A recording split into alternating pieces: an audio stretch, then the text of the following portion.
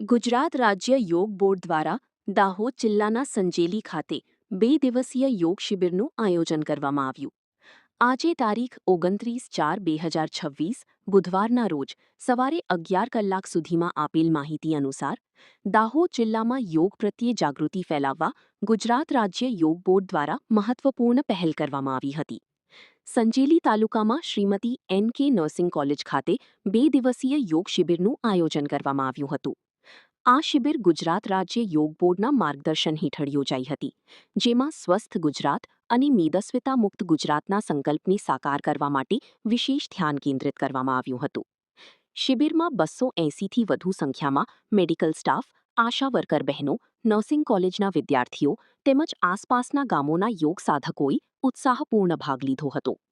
કાર્યક્રમનો મુખ્ય હેતુ તાલુકાના દરેક ગામમાં યોગ શિક્ષકો તૈયાર કરવા અને ઘરે ઘરે યોગ પહોંચાડવાનો હતો, જેથી લોકો સ્વસ્થ અને નિરોગી રહી શકે. આ પ્રસંગે આરોગ્ય વિભાગના અધિકારીઓ, કોલેજના આચાર્ય તેમજ યોગ બોર્ડના અધિકારીઓ અને કોચ ઉપસ્થિત રહ્યા હતા અને માર્ગદર્શન પૂરું પાડ્યું હતું. આ શિબિર દ્વારા સમાજમાં યોગ પ્રત્યે જાગૃતિ વધારવા અને આરોગ્યપ્રદ જીવનશૈલી અપનાવવા માટે પ્રેરણા આપવામાં આવી હતી.